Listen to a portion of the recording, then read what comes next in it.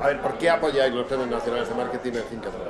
Hombre, ten en cuenta que al final ya este es el octavo año que colaboramos con los premios. Para nosotros es la fiesta de marketing, ¿no? En la que se concentran los mejores, los directivos de marketing de este país, una gran fiesta. Y que gracias a Dios hace un par de años dimos un cambio, ¿no? Los premios nacionales de marketing al final era lo que era la gala, entrega de premios. Hace 2 años empezamos con el concepto de Día MKT, dando un valor más, ¿no? a todo el sector del marketing, en el que pues, preparamos una serie de ponencias y realmente pues, bueno, genera muchísimo valor.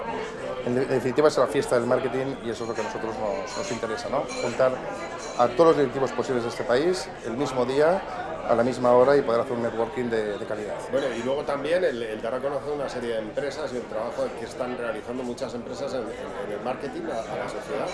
No, indudablemente, ¿no? Al final cuando te fijas en todos los finalistas, los ganadores, los premiados, ¿no? Realmente aprendes muchísimo de lo que están haciendo otras compañías, ¿no? Y eso, quieras que no, es una formación gratuita que adquieres para tu propia compañía, ¿no? Es ver cómo los demás han hecho un gran marketing, aprendes el concepto, aprendes el modelo y eso realmente lo puedes replicar después en tu empresa. O sea, para mí, realmente, y para la compañía, llevamos 8 años, pues imagínate lo que nos ha dado de sí el participar en estos premios, ¿no?